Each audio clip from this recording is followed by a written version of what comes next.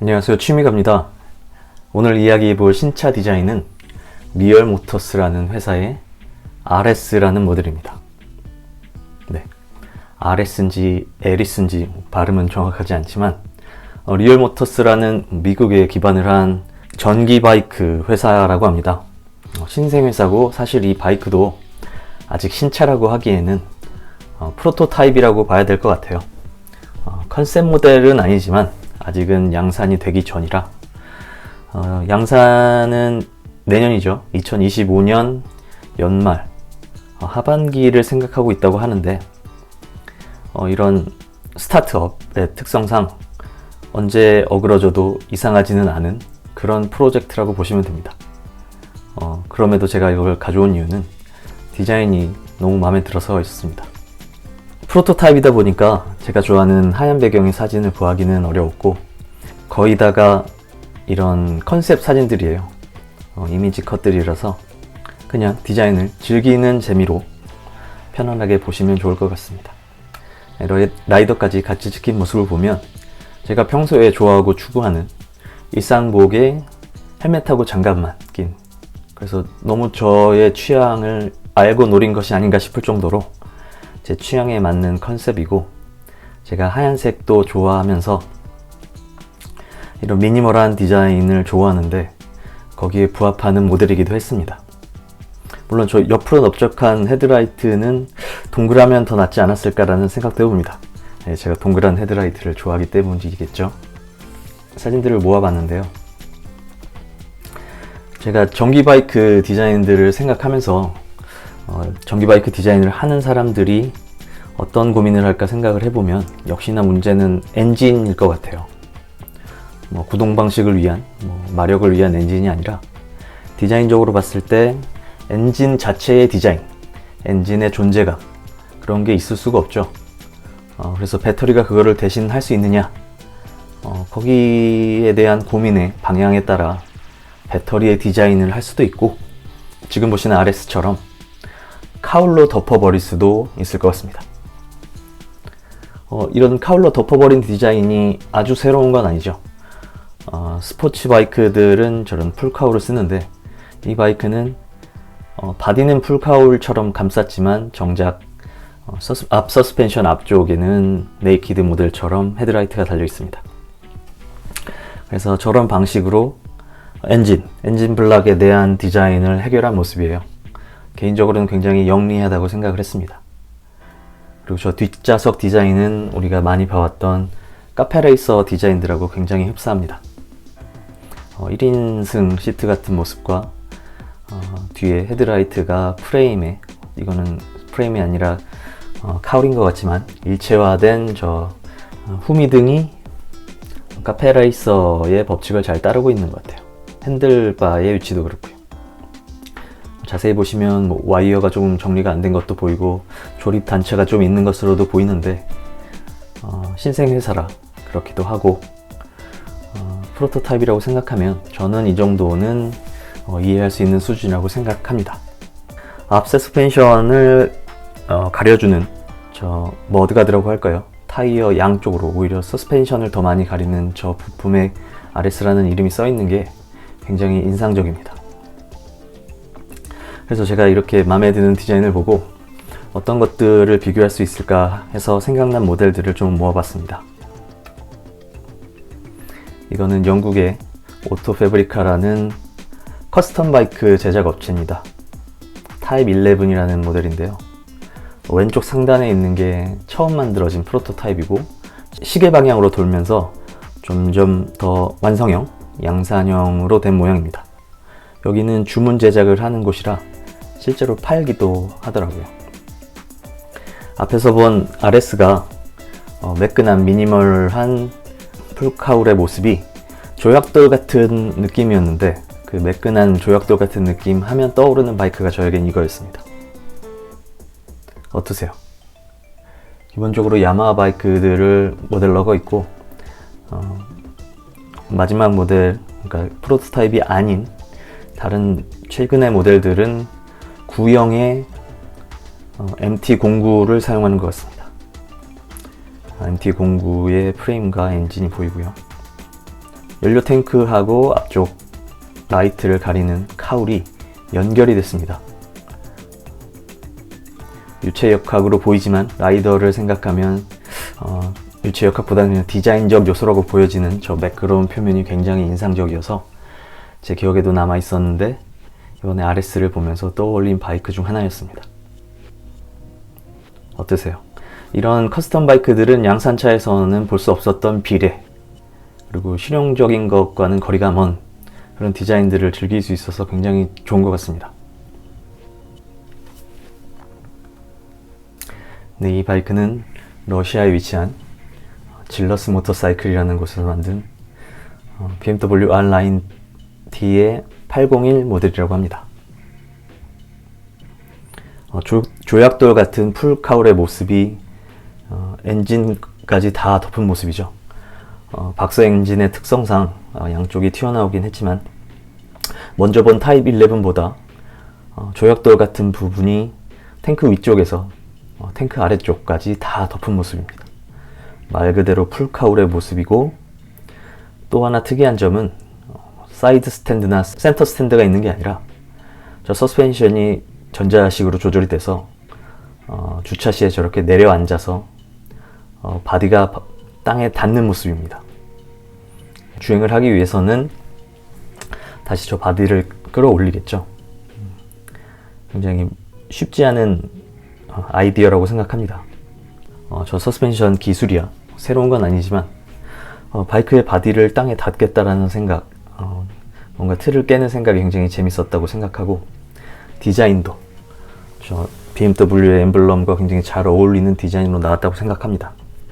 저 탱크에서 핸들을 위로 넘어가면서 헤드라이트하고 이어지는 저 라인은 먼저 봤던 타입 11하고 굉장히 유사한 것 같아요. 어떠신가요? 양산차들에서는 쉽게 볼 수 없는 굉장히 극단적인 아이디어들이 보는 사람으로 하여금 굉장히 재미를 주는 것 같습니다. 이 바이크는 에스토니아의 레나드 스피드샵이라는 곳이네요. 역시 BMW R1250을 기반으로 만든 R 모델이라고 합니다. 장르를 크루저로 바꿔버렸어요. 하얀색이라는 게 처음에 보여드린 RS를 더 많이 떠올리게 하기도 하고, 앞 서스펜션, 저 포크를 가리는 가드의 모양도 비슷한 느낌도 있고, 사실 가장 큰 건 저 앞바퀴 뒤쪽에 있는 보통 바이크라면, 순행식 바이크라면 라디에이터가 있을 위치의 저 모습이 앞바퀴를 감싸는 모습처럼 돼 있어서 그 디자인 큐가 일맥상통한 것 같습니다.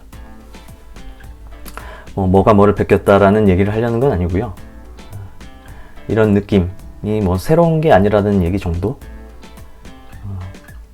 그리고 이런 것들을 어떻게 사용하느냐가 더 중요하다라는 느낌입니다. 완전히 새로운 거라면 더 좋겠지만 있는 것들을 잘 조합하는 것도 어느 정도 능력이라고 보는데, 실질적으로 이 업계에서 어디까지를 카피라고 보는지는 저로서는 정확히 알 수 없어서 일단 비슷한 디자인을 한번 뽑아봤습니다. 어떠신가요? 네, 이 바이크는 스토커 모터사이클이라는 샵에서 만든 스토커 SRR입니다. 베이스 모델이 카와사키의 닌자 6RR이라고 해요.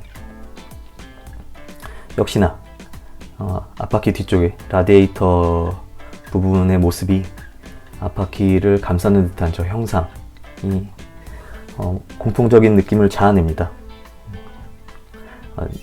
나중에 보실 슬라이드에서 여러가지 바이크를 비교하는 영상에서도 보시겠지만 이런 디자인이 저에게는 굉장히 유려해 보이기도 하고, 매끈한 디자인, 미니멀한 디자인을 좋아하는 저에게는 굉장히 어필이 되는 디자인이기도 합니다. 그리고 RS가 떠오르게 하는 저 바퀴 뒤쪽의 모습이 여러 커스텀 빌더에게 채택된 것이었다라는 생각도 해볼 수 있고요. 오히려 이런 커스텀 빌더의 영역을 이런 양산차가 가져왔다라는 거에 의의를 둘 수도 있겠습니다. 이 스토커 모터사이클은 홈페이지가 없어진 걸로 보면 이제 영업을 하지 않는 게 아닌가라는 생각을 해봅니다. 이쪽 커스텀 모터사이클은 아무래도 비즈니스가 지속적으로 하기에는 어려운 부분이기도 하고, 어느 돈 많은 사람이 취미로 시작했다가 취미가 바뀌면 접을 수 있는 그런 분야가 아닌가라는 생각도 해봅니다. 네, 마지막 슬라이드인데요. 지금 왼쪽 하단에 있는 RS와 제가 디자인 큐를 공유하는 듯한 모델들을 모아봤습니다. 역시나 저 앞바퀴 뒤쪽에 바퀴의 뒷부분을 감싸는 듯한 모습이 BMW에서 가와사키를 거쳐서 점점 더 극단적으로 바퀴를 잡아먹는 모습이 됐죠. 서스펜션이 움직일 때 간섭하지 않을까라는 생각도 드는데, 이거는 아직 프로토타입이니까요. 양산 모델이 나오면 조금 바뀌지 않을까라는 생각도 해봅니다. 저 바퀴 뒤쪽을 감싸는 것에서 메인 프레임으로 이어지는 라인이 스토커 바이크의 SRR하고 굉장히 유사해 보이고요. 위쪽 탱크의 형상은 많이 다르지만 서스펜션으로 연결되는 부분이 카울로 연결되느냐 따로 떨어지느냐의 차이만 있을 뿐 그 곡선이 굉장히 유사하기도 합니다. 그리고 사이드의 절개 모습도 방향은 다르지만 비슷한 아이디어인 것 같고요. 물론 이 디자인이 오리지널 디자인이었으면 훨씬 좋았겠지만, 그래서 독창성이라는 면에서는 처음에 감흥이 많이 줄어들기도 했지만, 이렇게 디자인을 비교해 보면서 이런 디자인들을 잘 녹여냈구나라는 생각도 해보고, 그리고 앞서 보신 커스텀 바이크들은 내연기관, 가솔린 엔진을 기반으로 한 바이크들인데 비해서 RS는 전기 바이크이기 때문에 전기 바이크의 디자인적인 약점을 해결하는 방식으로 저런 디자인 큐들을 갖고 온 것이 똑똑했다라는 생각이 듭니다. 물론 시장의 반응은 더 두고 봐야 되겠죠. 저와는 달리 이 디자인이 취향이 아닐 수도 있고, 이런 앞에 선례들이 굉장히 부정적인 반응을 이끌어낼 수도 있는 상황이라고 생각합니다. 여러분의 생각은 어떠신가요? 이렇게 유사한 디자인들이 이보다 먼저 존재했다는 것을 알게 되었을 때 이거는 베꼈네 라는 생각을 하실지, 아니면 이런 것들을 여기서 갖고 왔네, 잘 갖고 왔다, 아니면 안 갖고 오는 게 나을 뻔했다, 여러분들의 생각과 반응이 궁금합니다. 댓글로 많이 알려주시고요. 그리고 오른쪽 하단에 있는 바이크는 허스크바나의 비트필렌 401입니다. 이 사진을 갖고 온 이유는 RS의 사진을 보다 보니까 제가 좋아하는 저 거푸집 형상의 스윙암이, 뒷바퀴를 잡고 있는 스윙암이 너무 익숙했어요. 특히 저 풋패그죠. 페달에 힐 그립을 하는 부분이 너무 본 것 같아서 찾아봤더니 그 결과 비트필렌 401의 페달 부분과 스윙암하고 같다라는 걸 알게 됐어요. 천천히 보시면 확인할 수 있으실 겁니다. 그러면 이거 독창적이지 않느냐라는 말씀을 드리려는 건 아니고, 오히려 긍정적으로 보자면 신생 회사가 그나마 시장에서 소비자들의 테스트를 통과한 안전성이라는 입장에서겠죠. 그런 샤시를, 그런 바디 프레임을 쓴다라는 게 오히려 불안함을 줄여줄 수도 있겠다라는 생각도 합니다. 근데 좀 부정적으로 생각해보자면 스크바나나 저 프레임과 엔진을 공유하던 KTM의 390 모델도 모델 체인지를 했습니다. 그래서 저 스윙함, 저 프레임이 더 이상 시장에는 나오지 않는데, 저 신생회사인 리얼 모터사이클이 RS의 생산량을 가지고 그거를 계속 유지할 수 있을지, 아니면 모델 체인지된 스윙암과 차대를 다시 갖고 와서 약간의 변화를 줄지, 그게 또 걱정이기도 합니다. 아예 못 나올 수도 있고요.